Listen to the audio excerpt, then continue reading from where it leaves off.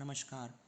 आज इस वीडियो के माध्यम से कक्षा 10 की एनसीईआरटी की पाठ्य पुस्तक आर्थिक विकास की समझ के अध्याय 1 करेंगे। अध्याय का नाम है विकास।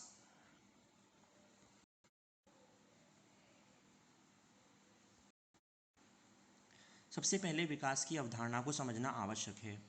विकास के विभिन्न पहलू होते हैं तथा विकास के बारे में लोगों की धारणाएं भी भिन्न भिन्न होती हैं।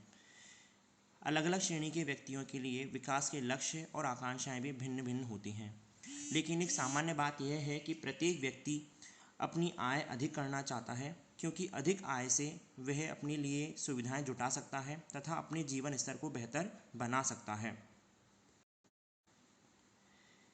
तो विभिन्न देशों एवं राज्यों की तुलना के लिए आय को एक आधार माना जाता है, लेकिन राष्ट्रीय आय विभिन्न देशों की अथवा विभिन्न राज्यों की तुलना का वास्तविक आधार नहीं हो सकती।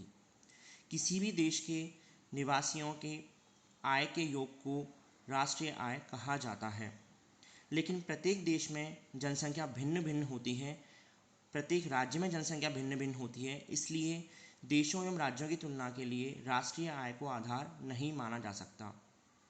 इसलिए तुलना के लिए प्रति व्यक्ति आय अथवा औसत आय की अवधारणा का प्रयोग किया जाता है।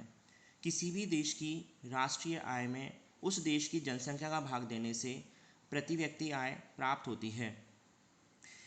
जिस देश में प्रति व्यक्ति आय का स्तर ऊंचा होता है, उस देश को अन्य देशों की तुलना में विकसित समझा जाता है।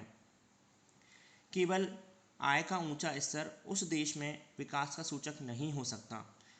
आय के ऊंचे स्तर के साथ साथ आय का वितरण भी समान होना चाहिए। जैसा कि तालिका से स्पष्ट है कि दो देश क और ख हैं, जहां 5-5 व्यक्ति हैं। दोनों की औसत आय समान है, लेकिन देश ख में एक व्यक्ति की आय अत्यधिक है, शेष 4 व्यक्ति अत्यधिक गरीब हैं।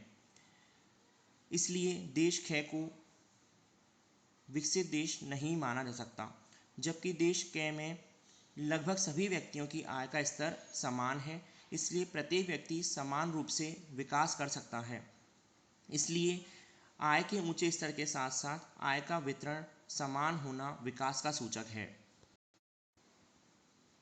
आय के अतिरिक्त अन्य सुविधाएं अगर वहां के नागरिकों को प्राप्त हैं, तो उस देश अथवा राज्य को अन्य देशों अथवा राज्यों की तुलना में बेहतर माना जाता है। जैसे शिक्षा, स्वास्थ्य, सार्वजनिक सुविधाएं, स्वतंत्रता, समानता एवं आदर आदि। यहाँ हमने 3 राज्यों की प्रति व्यक्ति आय की तुलना की है।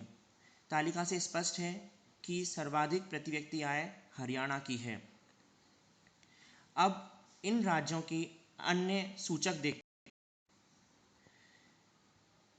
यदि हम विभिन्न सूचकों की बात करें तो हरियाणा में शिशु मृत्यु दर अत्यधिक है और केरल में वह बहुत कम है। इसी प्रकार साक्षरता की बात करें तो केरल की साक्षरता हरियाणा की तुलना में काफ़ी अधिक है।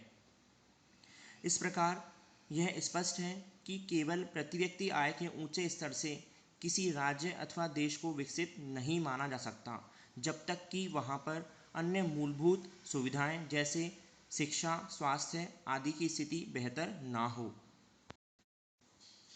वर्तमान में विकास की एक नई अवधारणा का प्रयोग किया जाता है, जिसे हम धारणीय विकास कहते हैं। धारणीय विकास का अर्थ है कि वर्तमान में विकास के लिए प्राकृतिक संसाधनों का इस प्रकार प्रयोग करना कि उन्हें भावी पीढ़ी के लिए भी संरक्षित रखा जा सके, क्योंकि कुछ संसाधन गैर नवीकरणीय संसाधन होते हैं, अर्थात जिनका भंडार सीमित है और निरंतर प्रयोग करने से उनका भंडार समाप्त हो जाएगा और भावी पीढ़ी के लिए हम उन्हें संरक्षित नहीं रख पाएंगे। इसलिए विकास के परिप्रेक्ष्य में धारणीय विकास एवं पर्यावरण संरक्षण के पहलुओं पर विशेष ध्यान दिया जाने लगा है। धन्यवाद।